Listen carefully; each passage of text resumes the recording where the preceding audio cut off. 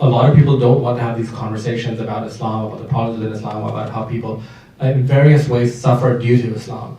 And the idea often tends to be that it's not the right time, the political climate is bad, people are suffering, why do you want to bring this up? But at least from my perspective, the truth is very, very important. It's essential. If you abandon truth, it distorts everything around us. So we sort of have an obligation to the truth itself. So I would like, I don't know, your thoughts on... Do you think that the problem with that statement is there's an assumption of what the truth is? I personally don't, because a lot of... So you can, for certain things you can say there are subjective answers. My favorite ice cream is chocolate, yours may be different. Chocolate is the best ice cream, I don't know. It is best So there we have, from our perspective, there's no objective truth, chocolate wins. But for other things, we have answers, there are historical facts. The slavery thing I was mentioning, it was global, all over the world slavery existed. Muhammad practiced slavery. The Quran mentions certain things about women which map perfectly to the 7th century.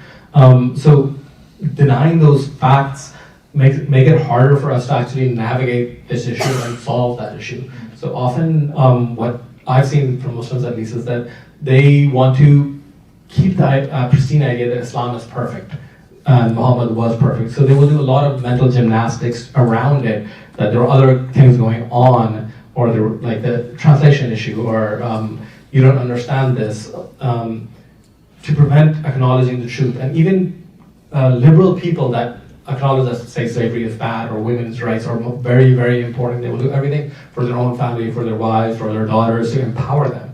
They still will not be willing to acknowledge that parts of this text or the history is misogynistic, even though, again, that's not anything extraordinary. If you go 500 years into the past in any part of the world and compare it to today, the world was really, really bad. That's nothing unique. But due to the fact that we hold this truth, like this divine truth that it was always perfect, it was perfect for all time, Muslims have a trouble dealing with that, grappling with that. And by not talking about the truth, we make that easier for them, so they don't have to actually reform. In my opinion, at least, you reform when there's a reason, when there's something going on, when there's a pressure on you. So say you're in school and you're not doing well, if it doesn't really matter, you won't study hard. If on the other hand, you know that tomorrow you'll be homeless, there's a lot more incentive for you to change, to study, to change the state of where you are. I remember I once spoke to a professor of sort of racial studies from SOAS, which is very, in the UK it's like very like hippie. Far left. Well, they do very interesting research and they can be a bit hippie. And I was talking to her about the slavery within Islam, and I had just done a video on it. Like I've been very interested about the actual academic, what do academics say about this history of Islam around slavery. And we were talking about, for example, Omar al-Khattab attacking Dongola and being beaten, and maybe give them some context what Omar al-Khattab was like one of the caliphs, the first caliphs. There's called Khilafat al-Rashidun, which is like the first 4 great caliphs, and he was also the one who was the most expansionist. He expanded Islam, the Islamic Empire at the time, the widest, and they had, along with another companions, Amr al-Nas, attacked Makuria. The Makurian kingdom is a Christian kingdom. They got whooped. It was the only time they actually had been whooped at that time. But Makuria didn't want to keep fighting, so they had 2 battles in Dongola, and after that they signed a treaty, a Baqt, and that treaty said 300, it changed a few times, but 300 to 320 Nubian slaves. That was yearly, right? And that kept going for a long time. Now, I spoke to this professor about that, and she was like, oh, I know. And we talked about the issue around slavery, and she said, yeah, I know all this. She's like, I can't talk about it. Professor at university of racial studies could not talk about this. Because what happens is that you do that, there's issues around political correctness, you might lose some funding, you'll have a lot of people protesting you, and so the truth gets buried. And what happens when the truth gets buried is that the issues that we have today also get buried. So for example, there is an issue of racism across a lot of the Middle East. There is an issue of slavery that's re-emerging. So I don't know if you've seen videos of slavers and slaves in Libya just recently. Why is that happening? This week, why is that happening? That's not just purely because it's a political context at the time. Of course it is, but they're drawing that from somewhere. And we haven't dealt with it properly yet. And we need to deal with it properly. Because we have, I would say, by and large, we've dealt with the fact that slavery was bad in the West to some extent. We've looked at it and gone, hey, we shouldn't have done that. We haven't done that with the Islamic world, and we need to. And what happens when you hide the truth is even professors can't do that. So one example that I like to draw to that is that if you look at Christopher Columbus and his place in America, back in the day he was regarded as this pristine, wonderful person that came and introduced Europe to the New World, and as a result of this, all these wonderful things happened and America came into being. But now looking back, we're looking at it in a more nuanced way. We're looking at his own history, the horrible things he did. He was not a very good man. He did horrible atrocities on the local people. And the same sort of honest critique, honest looking back into history empowers people because we understand where we're coming from. We have a better idea of what happened. And if you don't know history, there's high probability that you will repeat history. And in the Muslim world, they don't know history and they're happy to hide it. So Imtiaz is from Bangladesh, I'm from Pakistan.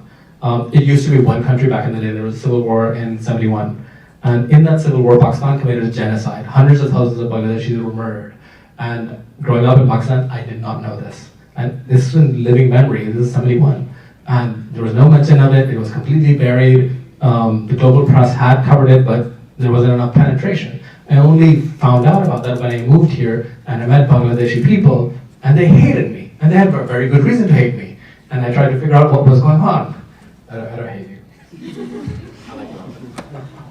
So if you're able to suppress truth to that extent, there's a lot of secondary problems that happen. And in my opinion, one of the larger issues with the Muslim community is they don't know Islam.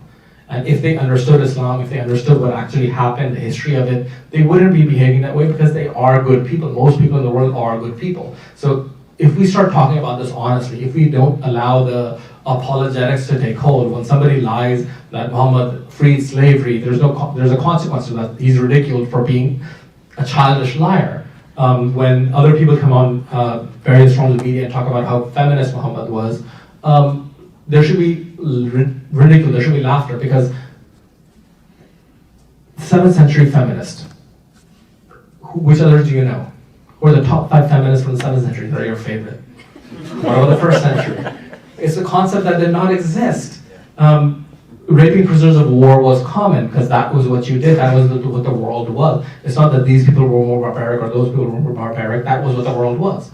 But allowing these people, because we want to be nice to them, because they're a minority, allows perpetuation of these falsehoods that prevents us from actually solving the problem. If the average Muslim in America understood that Muhammad enslaved people, he raped people, he had child rights, whatever else, that doesn't mean that you dehumanize people. You can have honest conversations about the past, and Muslims will talk about the fact that they disagree with that. There may be some angry discussions, but the facts exist, and they will have to accept those facts as they exist. But if we're not willing to have the conversation, why would they bother?